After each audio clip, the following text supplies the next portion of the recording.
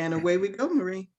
Okay, looks like we're all sitting here patiently. It's right around 10 o'clock, so we may get a few more people, but we'll go ahead and begin. So thank you for attending the, I guess this is our third week of New Knowledge Adventure classes. So we appreciate your participation and hoping you'll be gleaming something from every talk that you listen to. So hopefully today you know you're tuning into sleep issues. That's what you'll be listening to today. And our presenter is Joni Lofton.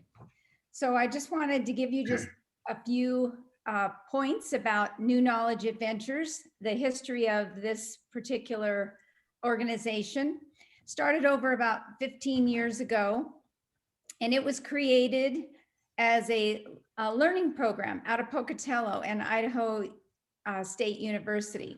This is a volunteer program. We're all volunteers. And also our speaker is a volunteer today that is giving her time and her knowledge to us.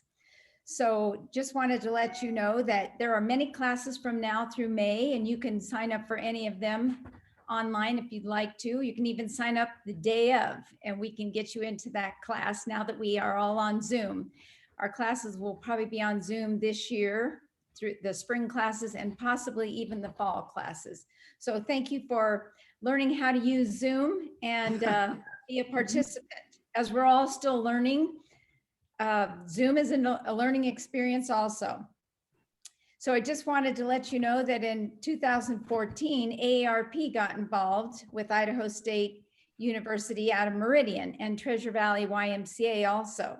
So we've expanded this partnership, and we now have several different people who participate with us and also offer these classes. So if you know of anyone who might like to participate and do a class for us, please let me know. I am on the curriculum committee, and we're always looking for new classes for everyone that's wanting to participate with us.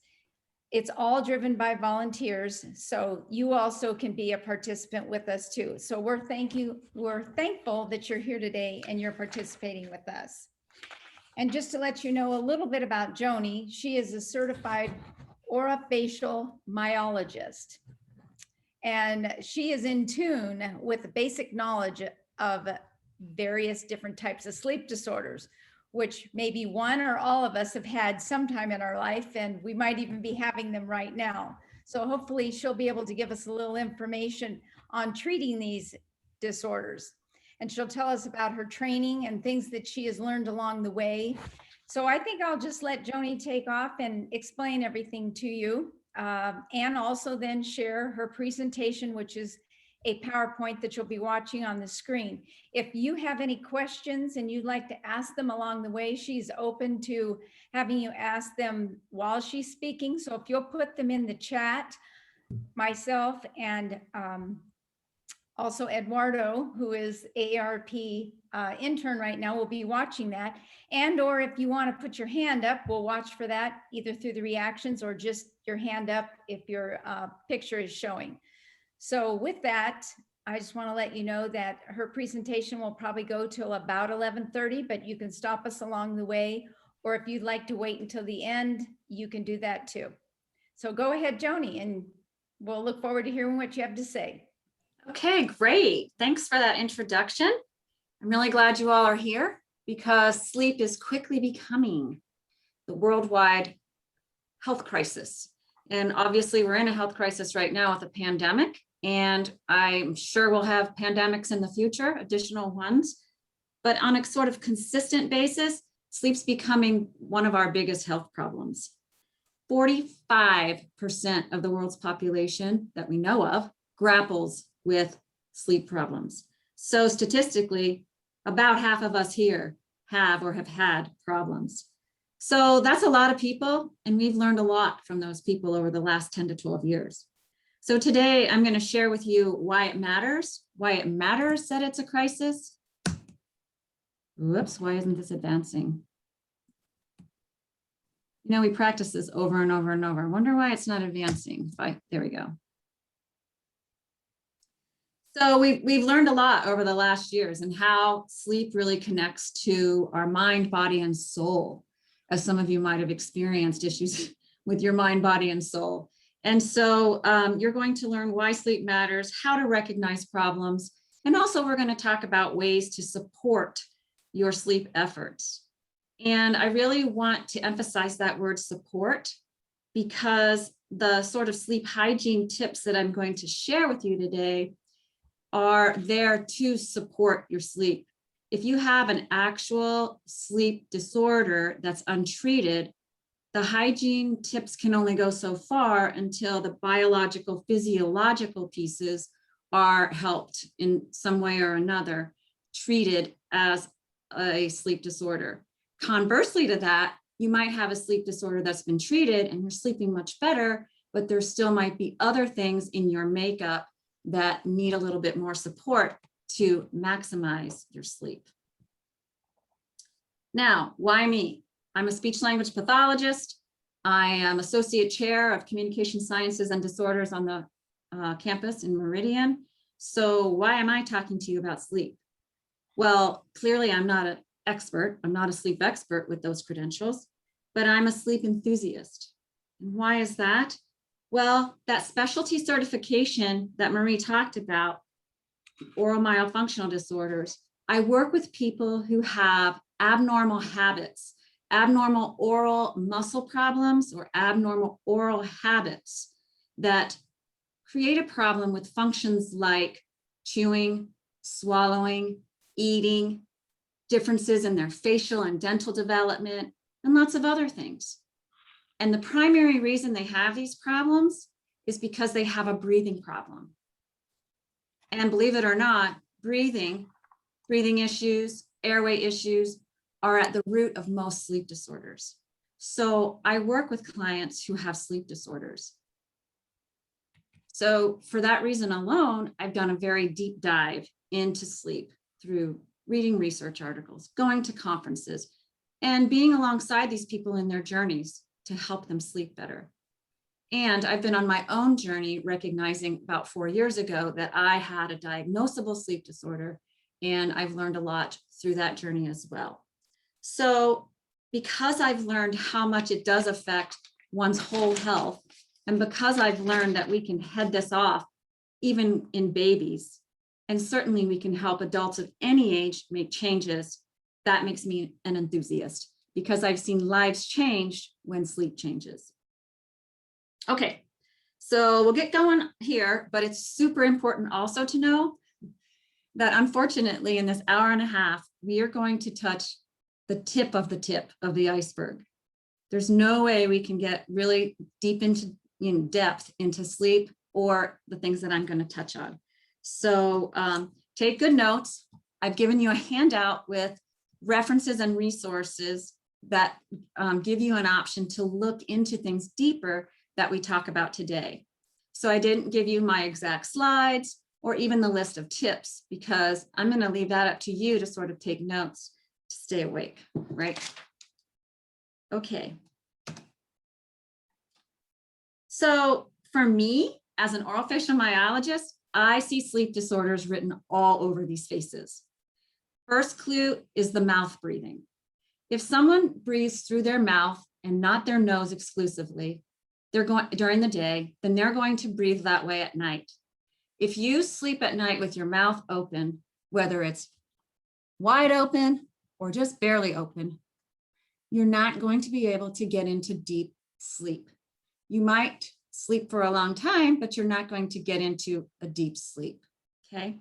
And so that's the first clue to me. And because their mouth has been open chronically, they've had changes in their facial development and in their dental development. So if you look at Napoleon Dynamite here on the left, maybe he's a token Idahoan since his film was in Idaho, in Preston. If you look at him, he has very long cheeks, right? His lower lip is turned out. His upper lip is kind of up like this, like a triangle, which means it's sort of shortened, right? And same with this child in the middle. You see the same kinds of things. And the corners of his eyes are turned down. The reason is because, well, I'm going to go into the reason in a minute. those things clue me that they have a small airway. Their airway here and their airway here is reduced from what it was supposed to develop into. So they have sleep disorders. It's written all over their face. The man on the left here, I know from his face that he either currently mouth breathes or he did for a really long time.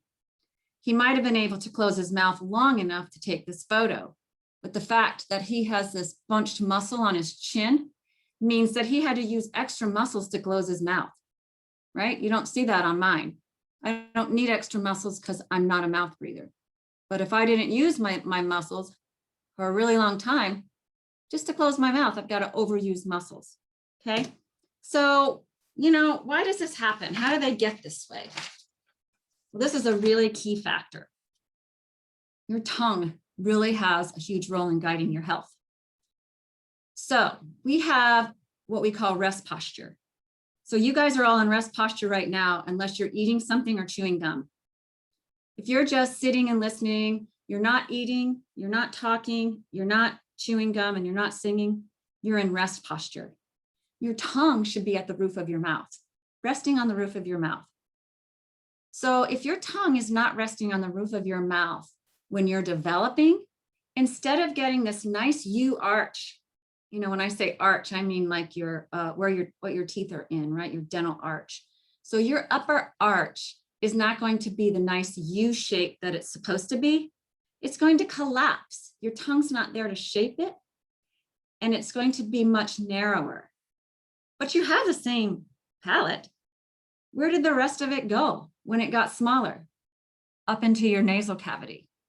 So because my arch is not like this, my whole upper jaw is going to be smaller than it's supposed to be, collapsed. Then my lower jaw is going to follow the growth of this and be smaller. So now I have a smaller airway here because of that, and I have a smaller airway here because the rest of my arch had to go up into my nasal cavity, okay? So why wouldn't my tongue be at the roof of my mouth? Well, a few reasons would be a breathing issue. You know that when you have a cold, well, let me just tell you this, your brain's number one job is to keep you alive. That's the brain's number one job. So when you have a cold and you can't breathe out of your nose, it forces you to open your mouth, right? It's just going to do that automatically. So anybody who has chronic allergies or asthma, they're going to have their mouth open a lot, and they're going to have their mouth open during sleep, okay? Maybe there's enlarged tonsils. Well, your tongue might not be able to fit in the right spot at the roof of your mouth. Those big tonsils might sort of force the tongue to be lower in the mouth. There's more room down there right now. The tonsils are sort of in the way of it being up in the mouth, okay?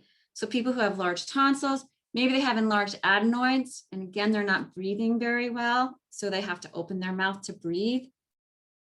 You may have heard of tongue tie, where that little sort of noodle under your tongue is too short or something, and it keeps your tongue sort of tethered to the bottom of your mouth. So people with tongue tie are not going to get the nice round arch. If you have a thumb sucker, right? So if I stick my thumb in my mouth, the upper and lower dental arches aren't in the relationship they're supposed to be. So if I'm mouth breathing, I'm like this. If I'm sucking my thumb, I'm like that. It's the same thing, okay? And some thumb sucking is dirty. And so kids, or there's about 10% of adults apparently that suck their thumb, they have a higher risk for getting sick. And once you get sick, you got to open your mouth to breathe. Pacifier, same thing. We're talking about overuse, extended use of like thumb sucking and pacifiers, okay? So these are some of the chronic problems that we get when people are, these are the faces, this is what's happening in the mouth of people who are mouth breathing when they're developing. So this upper left one with the big hole, that open bite, that's probably a thumb sucker, okay? So that person has now a much smaller palate. So again, here and here. The lady in the middle here, that's her rest posture. Her mouth is open. She can't close her lips. She's got to breathe, right? She's probably got chronic allergies or something. this bottom left cast of the mouth, the left one, all the teeth are really crowded. That's the roof of the mouth. How's the tongue going to rest there? It can't rest there. So you can already see how small that is. So this person is set up already for a very small airway. Gummy smile, this lady in the middle bottom, that's an indicator that she probably had her mouth open as a mouth breather when she was developing, because as your teeth come in, they seek each other. And if your mouth is open, they have to sort of go further down to find each other. And this bone goes down with them. So your gums are, elongated kind of. And then you can see this pathway on the far right, this black and white drawing of here's someone, who has the face they're supposed to have. And they, as life goes on here on the left, normally that's how they would look. But on the right, now we're having some problems because of some influences in breathing. So another piece I got to add very briefly is the influence of modern society. So most of us now have small jaws, and a lot of it has to do, but it's still not a good thing, right? It's not normal to have small jaws. It's just common. And so what's happened is when you look at the hunter-gatherer, our ancestors, that pink part is the jaw muscles, right? The chewing muscles. They're very large, which makes for a very large jaw, a very large, upper and lower arch. We've got lots of room, so we've got a big old airway. Nothing's invading our nasal cavity.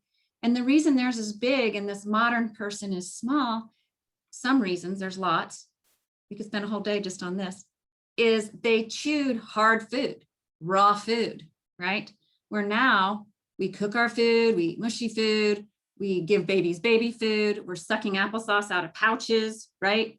We have food that's modified and so we have people that have developed allergies and sensitivities. Well, if you've got that, you're probably going to develop a breathing problem. So because we're not doing a lot of chewing, and because women went to work and they don't have their babies latched onto them 24/7 for the babies to nurse, which nursing requires a baby to suck in a way that develops their jaw bones, right? Now we're growing these smaller arches because we're all of those reasons, right? And so we still have to fit 32 teeth in our mouth as our ancestors, but we don't have room. So that's why we're all crowded. Okay. This is called epigenetics. And so we haven't changed genetically, but because of things that have happened with the agricultural revolution and the industrial revolution and all, other things, living more inside with air conditioning versus being out in vitamin D and all kinds of things have changed how our DNA is expressed, okay? So here's an example of sort of explaining epigenetics. I'm giving up eating chocolate for a month. Whoops, bad punctuation. I'm giving up eating chocolate for a month. So in other words, our DNA code is the same, but the influences of society have changed how it's expressed. So the sentence is the same, the words are the same, the code is the same, but the periods make it expressed differently, right? So that's sort of what epigenetics is about. So here's the best picture I can show you on what's happening. The lady on the left, the white line is where we should be developing. Our faces should develop forward and outward, right? And so you should be meeting this white line. Whereas the gentleman on the left has, he does have obstructive sleep apnea because of a breathing issue. So his face has sort of, because once your arch narrows, once it's sort of not to the expected growth, right? It's deficient, your face sort of melts in. You've lost all this part of your face, which means you've lost all that part of your jaw and airway. If you actually look at people in third world countries, right? Where they're too poor to have, great agricultural advances, or, among other things, they're eating hard, raw food. They're chewing on carrots and, those kinds of things. And so they have very wide jaws, very straight teeth. Okay, Michael Phelps. Just compare his area right here, right? His jaw, his arches. He's very narrow compared to his wife, who's very broad. I guarantee Michael Phelps has a sleep problem of one or another. So if you look right in the corners of his mouth, into his mouth, it's dark in there. That means he's really narrow.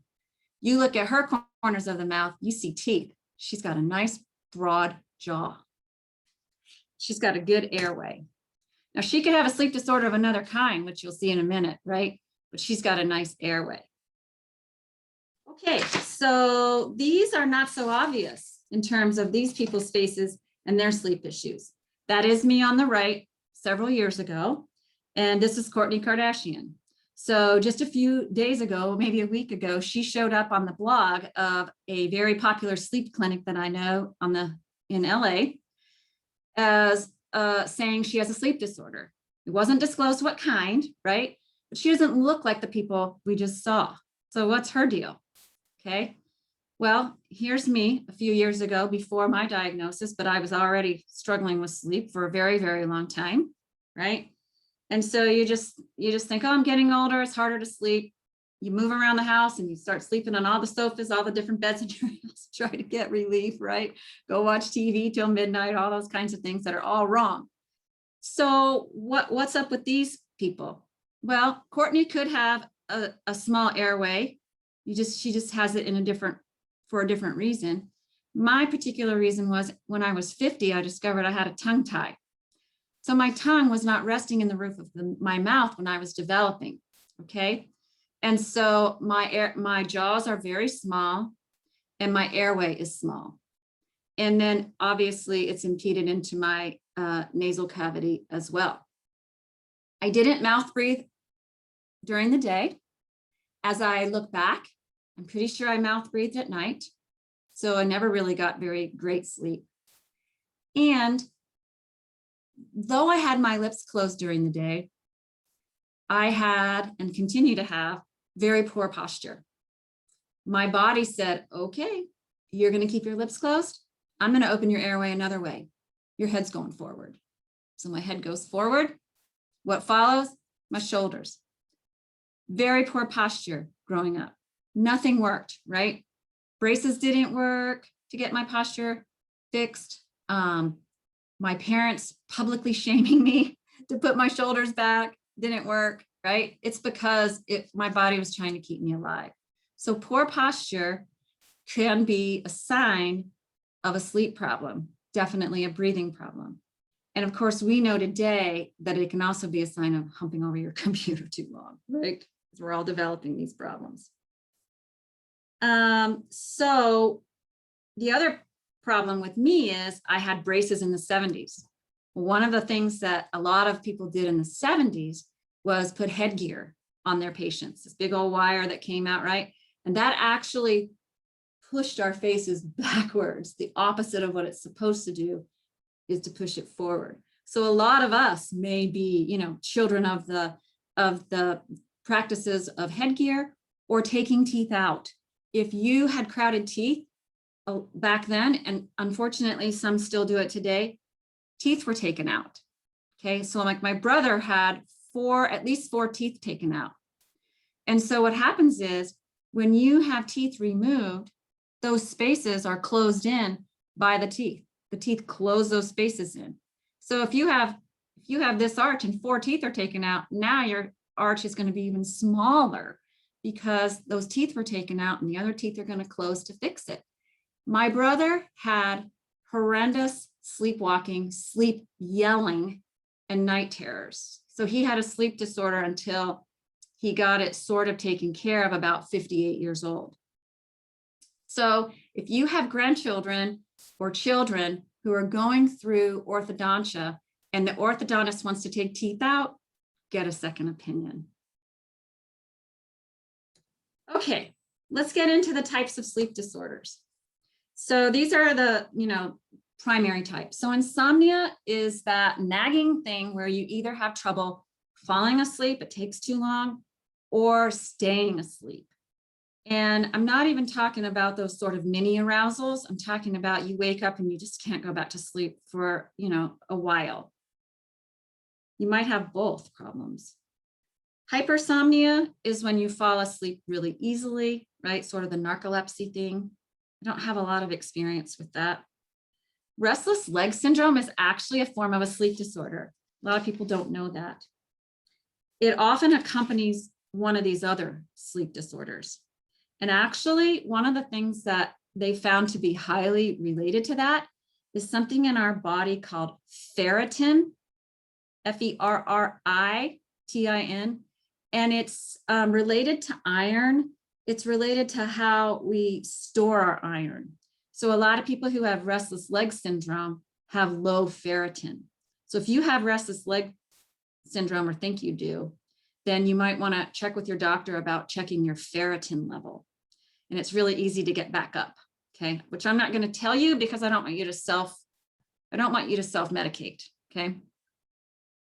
Okay, sleep breathing disorders or breathing disordered sleep.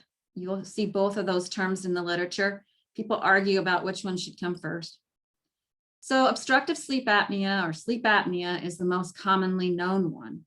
And then we also have upper airway resistance syndrome, which is what I had. So the difference between the two is that in obstructive sleep apnea, you actually stop breathing, right? Then your brain kicks in. Their job is to keep you alive. Wake up, okay?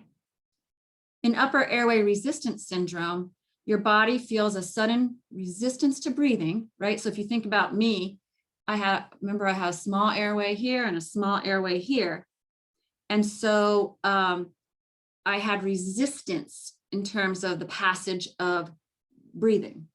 And so when it got to a point where my body reads the signal, you're about to stop breathing, let's wake you up before you do. So that's the difference between the two. If upper airway resistance isn't treated, it can go into full-blown sleep apnea. Okay. Central apnea is the same as obstructive sleep apnea, except that its origin is in the brain. So it's not a breathing disorder. It's some change in the sleep center of your brain that's causing you to have apneic episodes. Circadian rhythm disorders occur mostly in people who work the night shift. So our bodies know or get a rhythm of day night for us. And so if you're working at night and sleeping during the day, and then you're off and you sort of modify that for 2 or 3 days and you sleep during the night and you're awake during the day, your body's very confused. And so it's very difficult to get in a rhythm, and you might have a rhythm sleep disorder. Parasomnias are all of those things like sleepwalking, sleep talking, night terrors. So you might, hear or see those things from somebody, or you might see that their bed is just a wreck, right? When they get up, their sheets are just all twisted and thrown across the room, those kinds of things. So those are the primary types of sleep disorders. So why does sleep matter? Well, mostly because, here's some of the main highlights of sleep. Information moves from short-term memory to long-term memory. So it really does solidify memories. So if you're having fog brain, you might have a sleep disorder or something that's contributing to a sleep disorder. So my students have it all wrong. If they're staying up and pulling an all-nighter for an exam, no, they should be studying for several days in a row and getting a good night's sleep the night of the exam so that their short-term memory commits to long-term. Also during sleep, various toxins are cleaned out of our body, plaque, right? So there's sort of byproducts of plaque that are associated with Alzheimer's And they found that those things are cleaned out when we're in the deep restorative sleep. It cements our memories, filtering out stuff we don't really need. Everything slows way down when we're in deep sleep, right? This is where we get the restoration. Our heart slows down, our breathing slows down, gestation slows down, everything sort of takes a break. And this is where all of our systems sort of get re-energized, because we've learned that sleep, good or bad, affects every cell in our body. So if we're sleeping well, we're supporting strong health. If we're sleeping poorly, we are going to exacerbate issues that we have, which are going to exacerbate poor sleep, or we're going to cause new problems, okay? And vice versa. Our blood pressure drops, our body temperature drops, right? And of course, during our REM sleep, only your muscles of the eyes and breathing occur or can move. A lot of hormones are secreted at their maximum optimal secretion during deep sleep. So this next one, hunger regulating hormones is one of them. If we constantly don't get that sleep, our hormones of I'm hungry or I'm full are messed up. And so we might eat more, or we might really want to eat food that isn't so good for us. We go for that sort of comfort food kinds of things. But one of the other ones is the growth hormone. So growth hormone is secreted all day, but it's maximally secreted in deep sleep. So kids who aren't sleeping very well are not getting maximal benefit of their growth hormone. So we could go on and on with this list, right? But those are some of the very important things of why we need deep sleep. This is just to show you the impact of what happens in your nasal airway if your palate is collapsed. So the white represents our palate. The right one is a normal palate. It just isn't, it's semi-flat, right, and wide. And so we have a big red box to breathe in, our nasal cavity. But as soon as it's collapsed and goes up into our nasal cavity, we have a much smaller breathing box, right? And so then we have what Michael Phelps looks like in terms of his structure. So he doesn't have a very good biological, physiological structure for sleep. Okay, let's look at consequences. So the thing about sleep is it's so cyclical, right? If you have bad sleep, you're going to start having effects. Then those effects are going to cause more bad sleep, okay? And it's just this domino effect. One of the people that's referenced on your handout is one of my favorite places to get information about sleep. And he really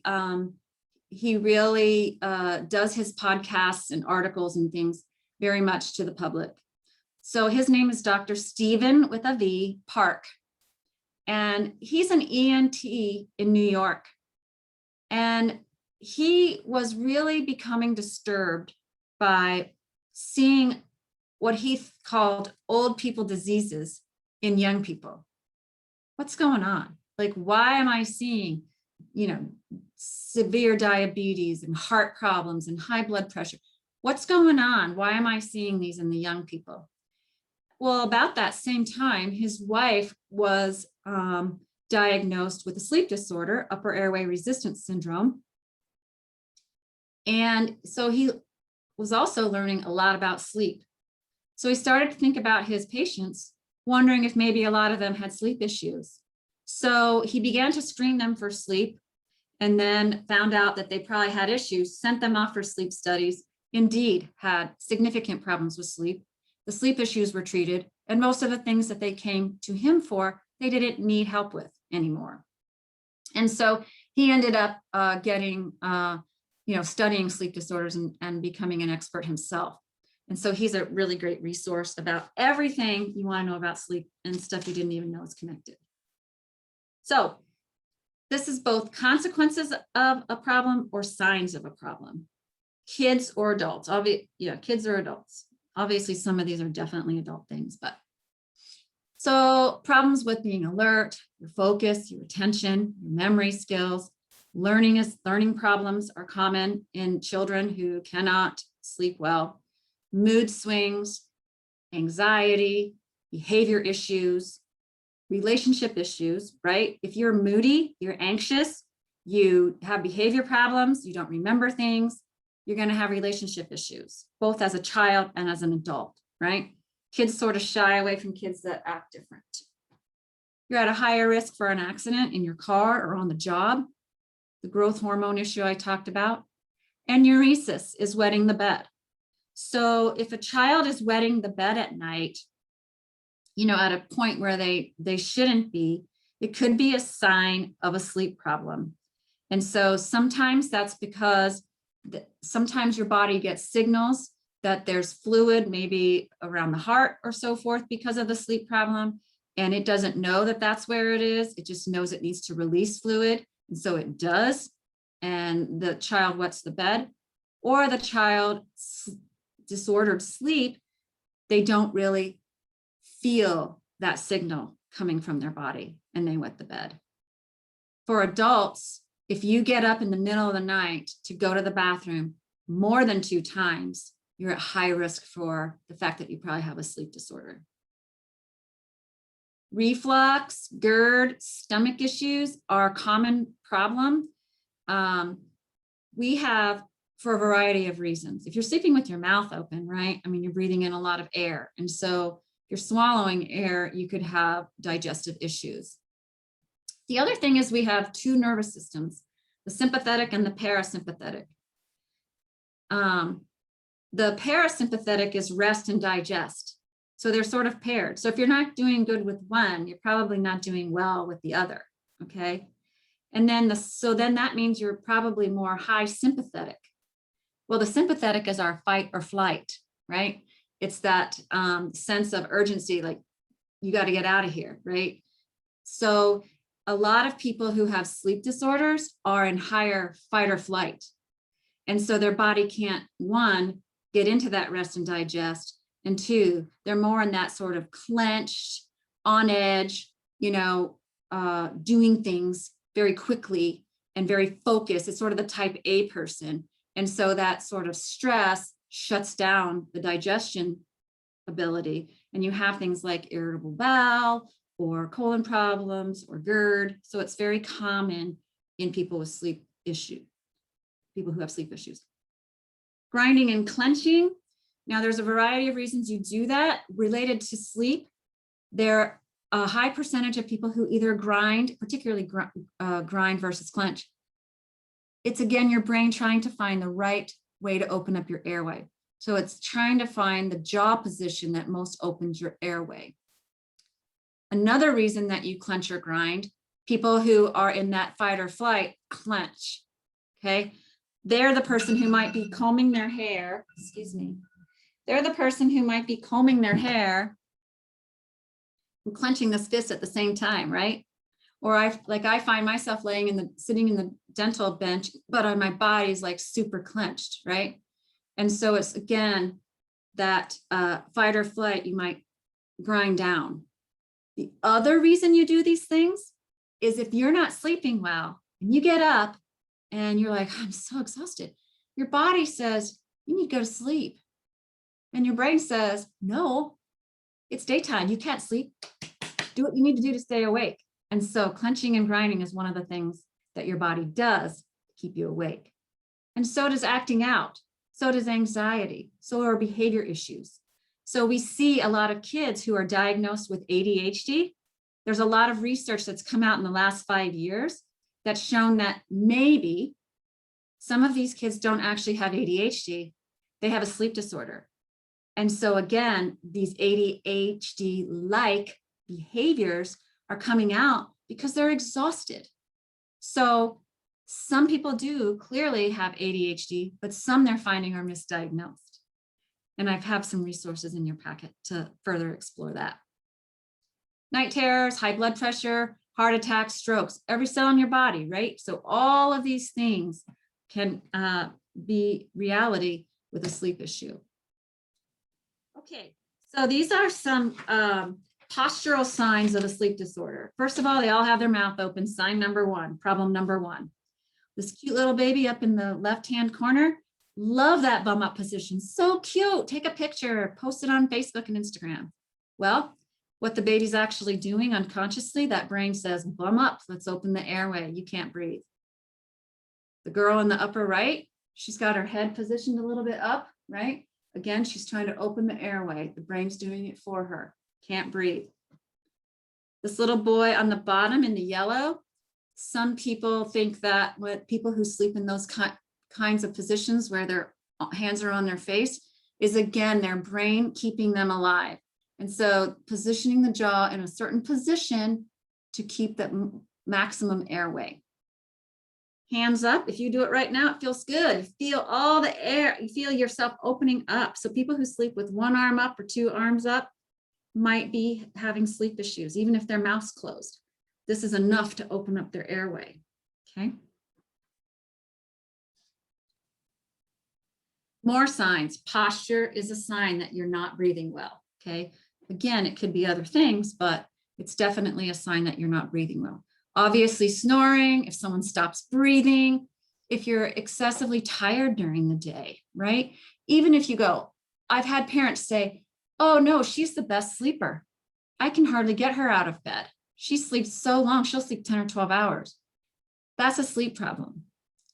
So that's because that child may only be getting into deep sleep in the morning, right? She might toss and turn all night long, have a lot of arousals, and then finally about 7 o'clock or something in the morning, she's in deep sleep. And then, you know, she's just too tired to get out of bed, right? Bedding disturbed. We've talked about a restless sleep and indigestion. A lot of people diagnosed with fibromyalgia or chronic fatigue syndrome are having all that inflammation because they're not getting good sleep. And so it's always a good idea to have those people checked for a sleep disorder to see if one can support the other. Headaches in the morning, hypertension again, wake out of breath, wake up with your heart, going. Weight gain because, again, your hormones are sort of messed up, and so you're eating differently. You sweat at night. There's lots of reasons you sweat at night, right? And if it's a non-sleep problem that you sweat, well, the fact that you sweat wakes you up, right? So it's back and forth. Lack of dreaming. If you don't dream or remember your dreams, you probably aren't getting there. Clenching and grinding. If you have dark eyes here, we call that venous pooling. It's typically a sign of allergies or asthma or just lack of sleep. Let's see, I'll just talk about the ones we haven't. Large neck. If you have a very large circumference neck, you probably, again, have a smushed in airway. Talked about sleeping a long time and hard to get out, not feeling rested. Enlarged tonsils or adenoids. The tongue can't be where it's supposed to be when you're sleeping. So it might be blocking your airway. We talked about those. Drooling at night. So if there's crust here or on the pillow, probably have your mouth open. The sleep position indicators that I was talking about, right? Headaches, thirsty, tongue scalloping. If someone has impressions of their teeth on the edges of their tongue, right? It looks like little indentations, just like your teeth. Then they probably have a really small mouth. Their tongue doesn't fit in there. So they probably do have a deficient maxilla, like we've been talking about. Post-traumatic stress disorder can certainly cause sleep issues, right? And so on and so forth. So let's get into the meat of how we can support your sleep. These are the primary resources. This is noted on your sheet that I'm using today relative to my experience with clients and myself. And we can't ignore what's going on currently, right? So let's pause and reflect on how the pandemic can be contributing. First of all, we're dealing with things like social isolation, fear of getting COVID or dying from it. We might have financial worries, or we've experienced actual financial problems. We're grieving loss from people that we know who have passed. relationships that we don't have going on right now, right? We've lost our home, we've lost our job, so any kind of loss, and lots of other things. And so a lot of us are experiencing depression, anxiety, right? And body responses like high blood pressure, heart palpitations. And so those things are not, of course, going to contribute to very good sleep. And so, and then those things only sustain problems that you might already have with sleep. So those kinds of things, I just urge people to really address professionally, just to reach out and seek professional help with those, because it will turn into a very large health problem. The other piece is that we are on our electronic devices even more than we were in 2019. We already were using our phones and TVs and computers quite a bit, but now we use them for our main socialization, going to church, seeing our doctor, right? And so all of that has ramped up. Well, the problem is all those devices emit blue light, and blue light can really mess with your sleep. First of all, it can trash your melatonin production. And melatonin is a hormone that helps regulate our sleep, right? And it can mess with your body's ability to figure out your day-night cycle, okay? So for example, if I'm on my computer at 7 or 8 at night and I'm getting this blue light, my body thinks it's 3 or 4 in the afternoon. So when I go to bed, my body's not ready to go to sleep, right? So if we top that with the stress that we're, experiencing, some people have taken COVID as a time to really get healthy. They've done great with exercise and nutrition, but a lot of us sort of given less attention to nutrition and exercise. So we pile that on, we're really setting ourselves up for some issues. So a couple things that you can do is get some blue light blocking glasses. I've got several pair that I wear. They come in all kinds of shapes and sizes. I even wear amber ones in the evening, right? And so I wear my blue light glasses except when I'm teaching, but I wear them in all my meetings and all work all day long so that I don't get that melatonin zap, right? And then I encourage people to limit your exposure after you have some required use. So if you are working on a computer, that's what you got to do. You got to do your job, you're working, right? Or whatever else you're doing, a volunteer thing or whatever. And so what you want to do is avoid hanging around on your computer after and going shopping. Do that at another time when you're using your computer less, right? Also, if you avoid food and alcohol within 3 hours of bedtime, your body doesn't have to focus on processing those. So if you go to bed with a pretty full stomach, your body has to try to focus on digestion, and then it's really not going to be able to help you in the sleep area much. And if you've got alcohol in you, then your liver's working overtime, right? When someone asks you why you're drinking at 4 in the afternoon, you have a good excuse. Train your body to sleep in your bedroom. So if you currently read in your bedroom, you want to read somewhere else. If you currently watch TV in your bedroom, watch TV somewhere else. There's 2 things you should be doing in your bedroom, right? Sleeping and then loving your partner, okay? So your body needs to know that when it goes in the bedroom, that's what you're going to be doing. You want to establish a bedtime routine. And this involves a couple of things. One is the experts say, go to bed and get out of bed the same time every day. Who's dreaming now? That's kind of hard to do, right? Especially because we might have times where we enjoy, going to bed later on the weekend or whatever and getting up later or whatever. So, but it does help if you can do that as much as possible within like an hour. You can sort of establish a routine so that, again, your body knows what it's supposed to do when it's supposed to do it. There's a lot of research about how you can train your brain by talking to it, right?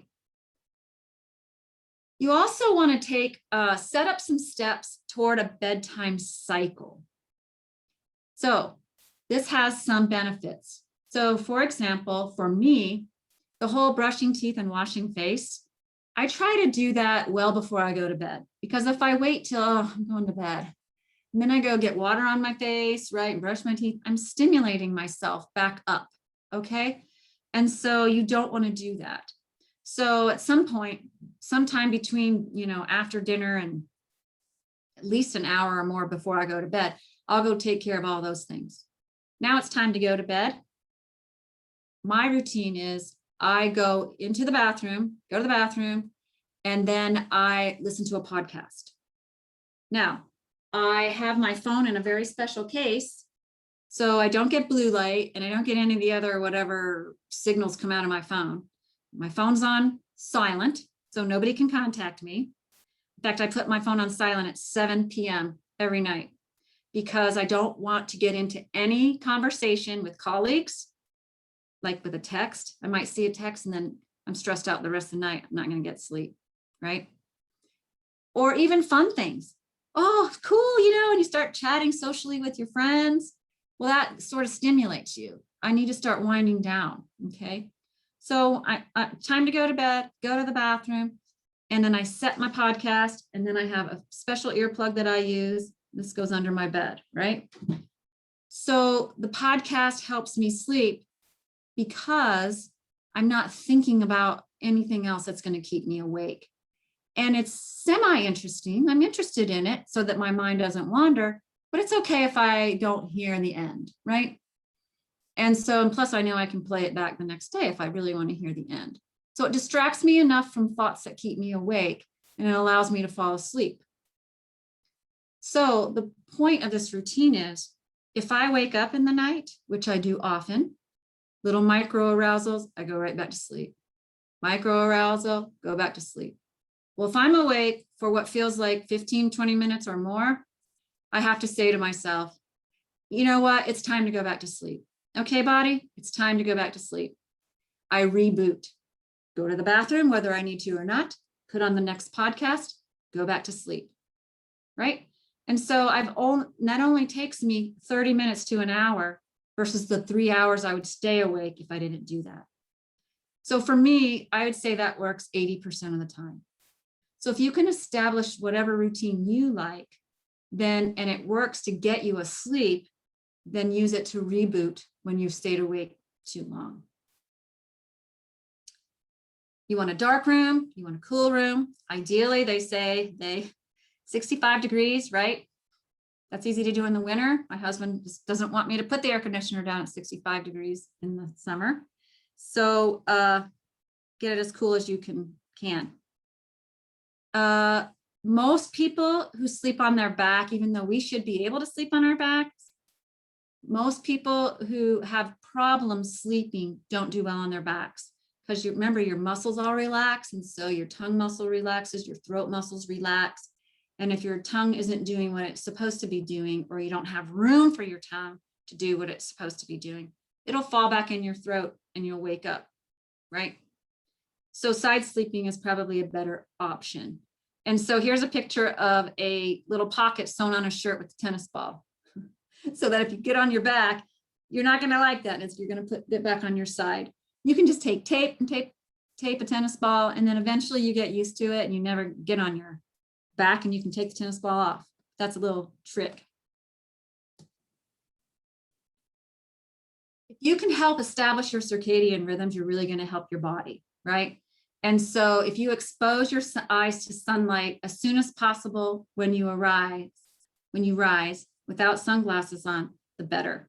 So, and you really do want to go outside. I mean, if you can't, go through the window, but you get maximum benefit from those rays specifically hitting your eyeballs. There's a physiological reaction that I can't explain as a speech language pathologist, but it helps your body go, okay, the day's starting, right? And you want to expose your eyes to sunlight during the day many times. So, if you're fixing lunch and it's safely heating up, run outside for 2 minutes, 1 minute, and expose your eyes, okay? Sit outside and eat your lunch if you can. Vitamin D and B and magnesium are all related to sleep. If you're deficient or have too much of these things, you could have sleep issues. So you definitely want to check with your doctor relative to potentially checking you for those things and giving you recommendations on taking these supplements or not. We know that exercise is important for our general health, and exercise is important for sleep. So we want our bodies to get tired, right?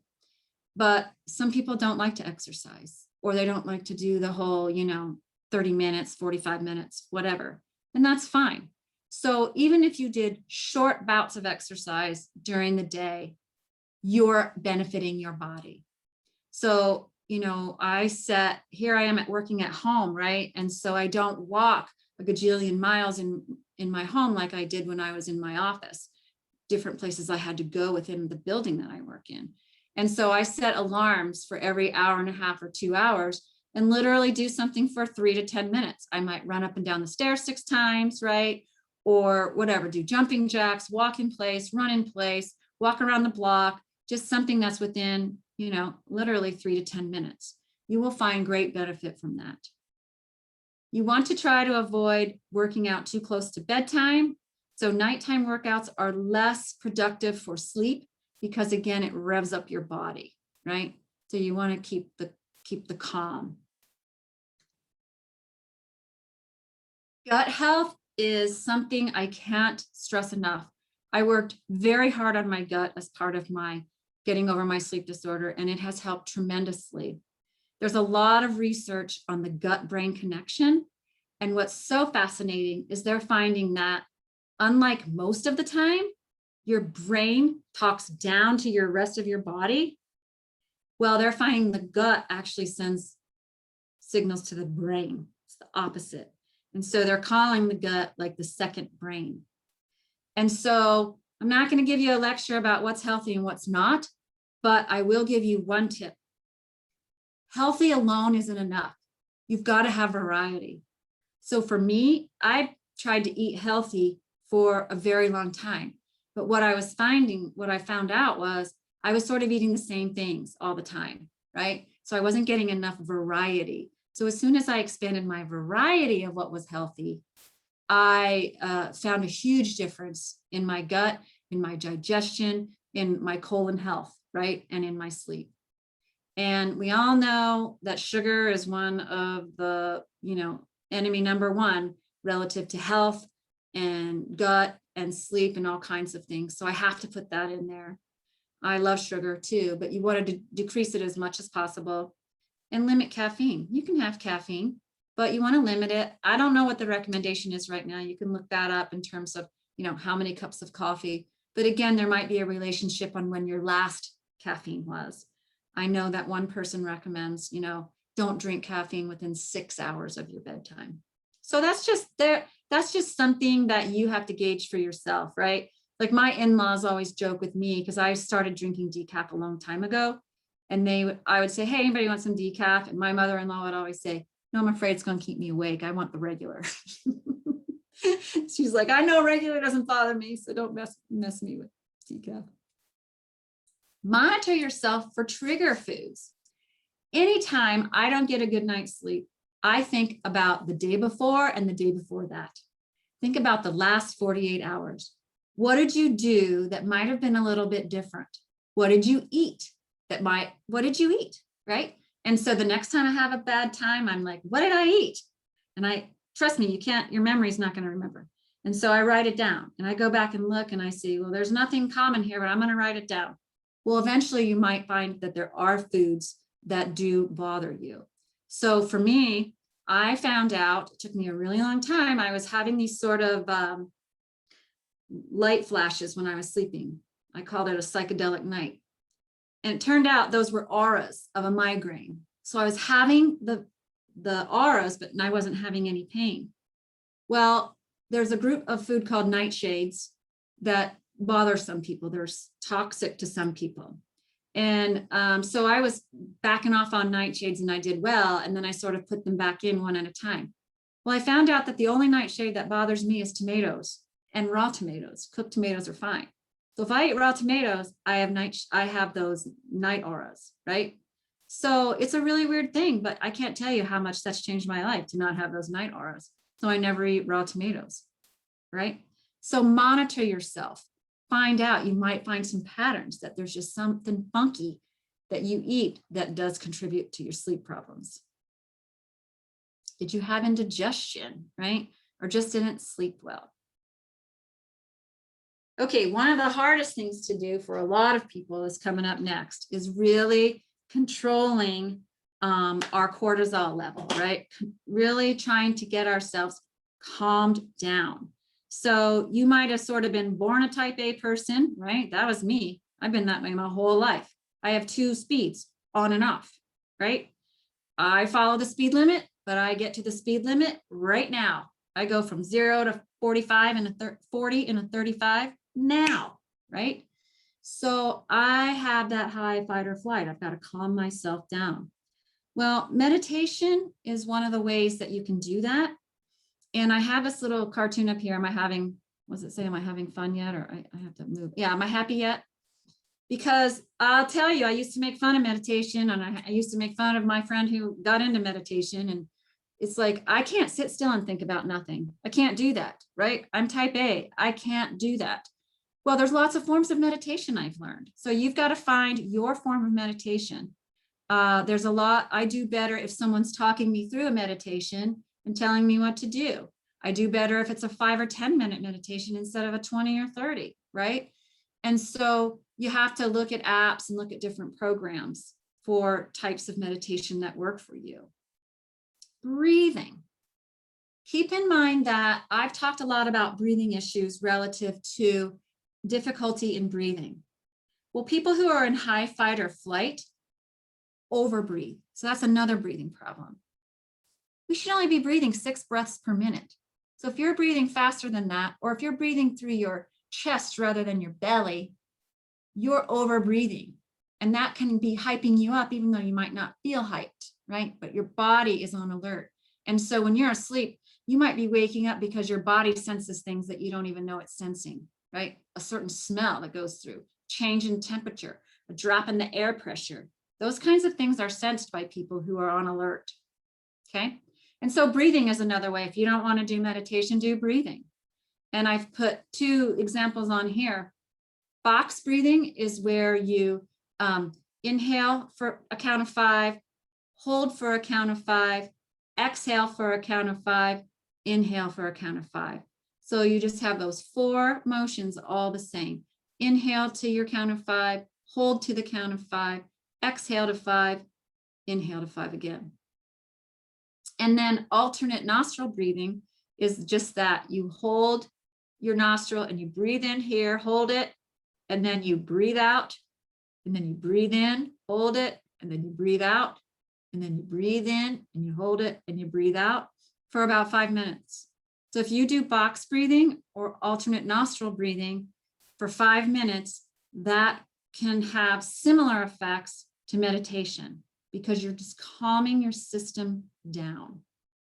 And there is significant research to show change in your brain waves from meditation and from breathing.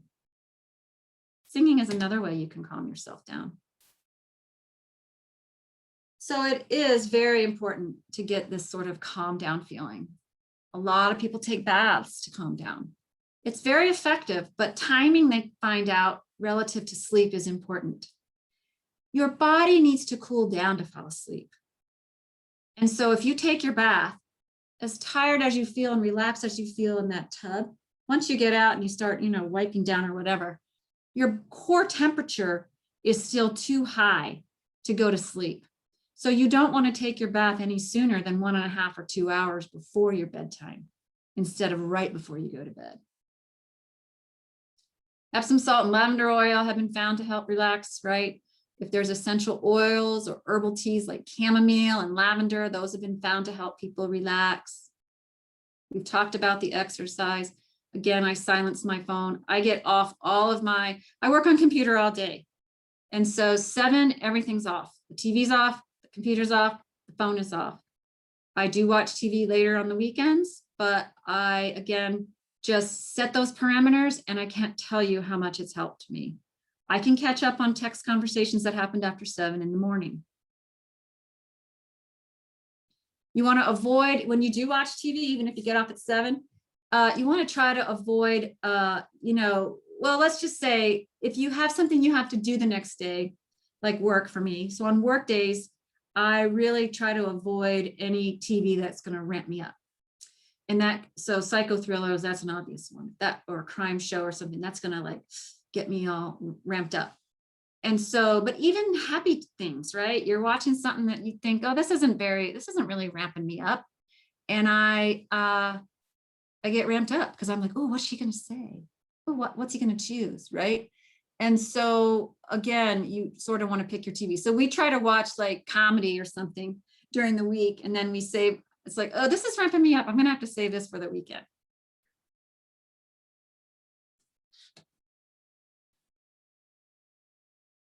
Again, there's been a lot of research to show that you can train your brain. When you have thoughts, this is part of the meditation research. When you have thoughts, your brain doesn't know if it's a thought or if it's happening. And so if you haven't seen this documentary on Netflix, I strongly urge you to watch it. And it talks about, there's all these very compelling stories of people who have healed themselves. And essentially the whole focus of that documentary is this quote, your brain contains the pharmacy to heal you. So basically you just have to tap into that pharmacy, tell your brain what it's doing, what it needs to be doing, tell your body that it's well, those kinds of things, and it will respond, okay? So as a high flight or fight person, I'm a walker. Well, sometimes I get out there and I just go at it and I'm doing great. Other times my heart is racing. So I stop and I just take a moment and I literally say, we're not fleeing, we're working out. And just take that for about 3 minutes, and then I can go and I can walk fast and my heart isn't doing that anymore, right? Body, we're not fleeing. There's nothing wrong. We're just working out, okay? So when you go to bed, get ready for bed, you can say things like, oh, I'm really glad I learned this about taking a bath. It's going to help me sleep tonight. Gosh, I'm glad I'm beginning to read and learn a lot about sleep. I can tell I'm sleeping longer. I can tell I'm sleeping deeper. I'm really glad I have this routine that's going to help me. Also, this 20 minutes of worry time has helped me tremendously. There's 2 different versions of this, and I use one of them. The first version is that you have a 20-minute time that you set aside in the day to worry, okay? So if you're going through your day and you start to worry, you're like, I have worry time. I can do that when it's worry time. And go on with something else, right? I'll worry about that later at worry time. Worry time comes up and you write down everything that's worrying you, right? Oh, I'm worried about this. This is bothering me. This is stressing me out.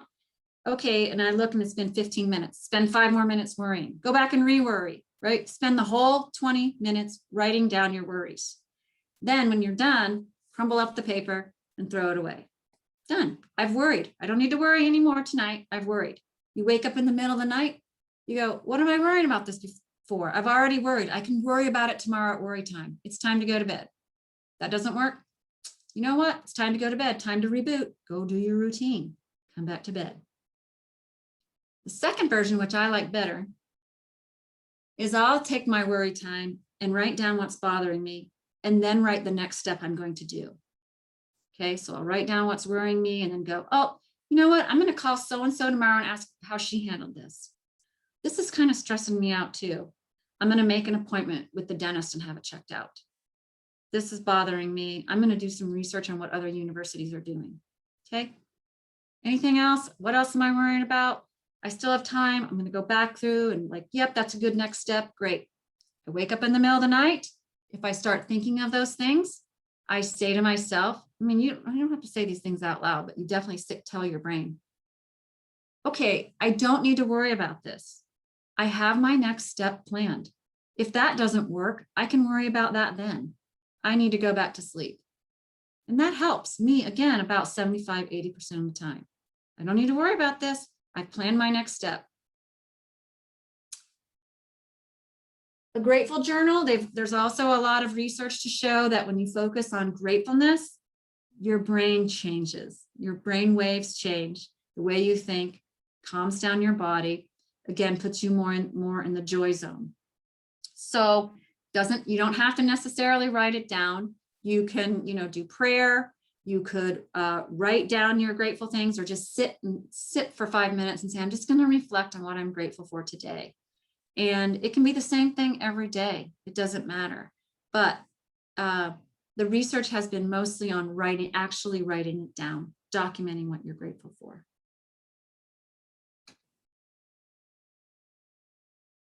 Really important to take note on whether or not you have a diagnosable sleep problem.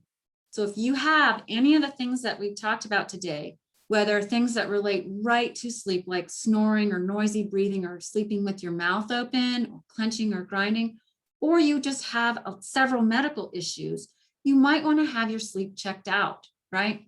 And so one of the things I've done is I put a lot of sleep screening tools on your handout. You can just go right to those websites and take these little tests and see if you should go talk to your doctor about potentially getting a sleep study. Most of the time, you might start with a sleep study at home. They're super easy to do, and they're better now than they were even 5 years ago. They're much better now. And then they'll decide if you need to go to an actual lab, at the hospital or whatever, and have an overnight, more in-depth sleep evaluation. So if you recognize yourself on any of those lists today, go in and I recommend taking several of those screeners. There's overlap on some of them, but there's different things on some of them. So I think that that would be very helpful in pointing you toward the right direction. I'm going to skip this slide. So as we sort of wrap up here, my dream for all of you is to get the recommended 7.5 to 8 hours of sleep nightly. That definitely includes your fair share of restorative sleep to nourish every cell in your body. And I just lost my train of thought. So, what happens when we sleep is a full sleep cycle takes about 1.5 hours, right? And so the recommendation for a nap, if you're a napper, I personally feel like I have a hard time falling asleep. I can be so exhausted. And I fall asleep great at night, but I find myself so exhausted sometimes during the day, just recently for a variety of reasons. And I want to take a nap and I just can't fall asleep. But so they say that really the 10 or 15 minute naps don't help you, that you need at least a good 1.5 hours to get through a cycle. But I think people find individual differences with that. But I do, my dream for you is, again, night after night of restorative sleep, a healthy life journey, one sleep hygiene tip at a time. Don't try to put all these things into effect at once, but I hope that you find something today that's helpful for you.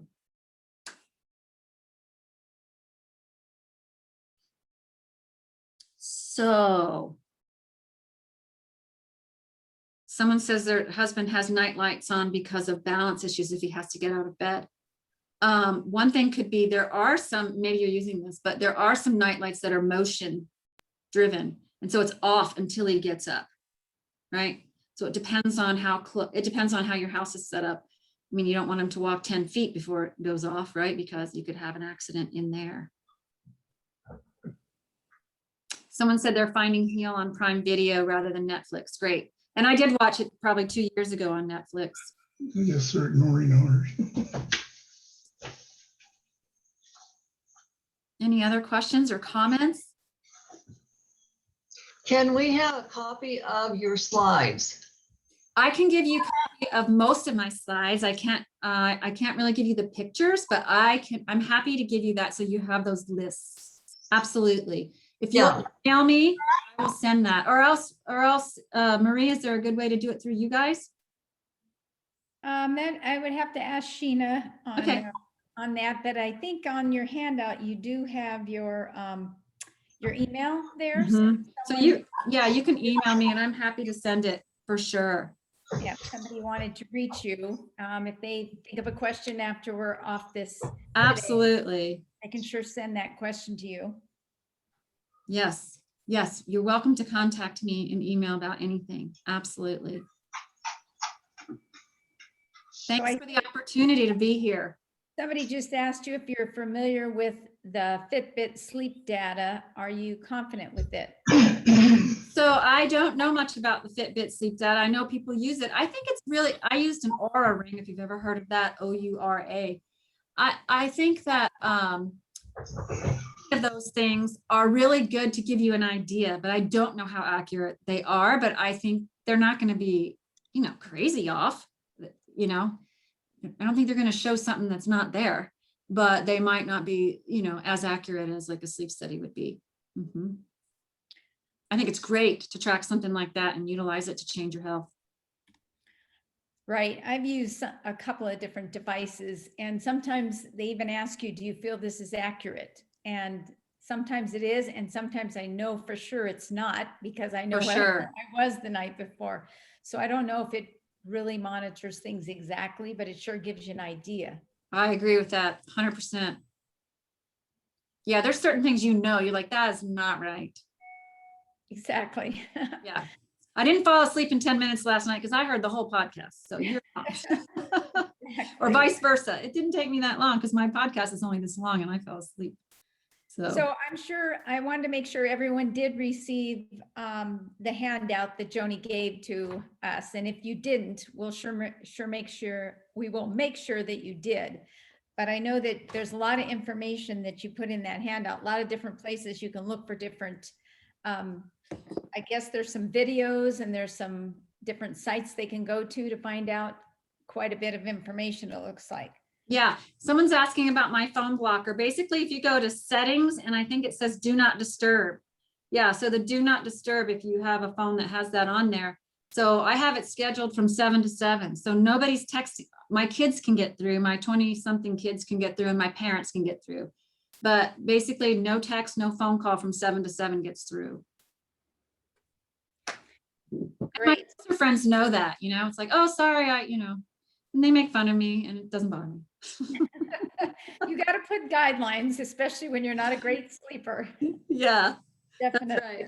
So yeah, after 7, it's glasses on, phone off, TV off, computer off, because even the lights in your house emit blue light, right? But again, you don't have to have amber. You can have clear. They do. Oh, I want to say one more thing. I found that, thank you for that. I found I was waking up, I was having trashy nights of sleep. I'm like, what's going on? I've been doing great. And I realized I was going to the grocery store at 7 and 7:30 at night to avoid the crowds. Well, you know how bright those are? So it was just waking my system up. And so I started going to the grocery store at night with these blue light glasses. No one knows they're anything special. They're just regular glasses. Right. So I would recommend that if you're out in the public and these bright lights at night, find a pair of blue light glasses you like. Yeah, I think the bulk of your presentation too, to me, is to create a routine for yourself and stick with it. Yes. And especially right. in the evening when you're going to have times when you don't, right? And I mean, that's okay. But for the most part, those routines really do. The brain's like, oh yeah, this is what we do. A rhythm. A rhythm. Exactly.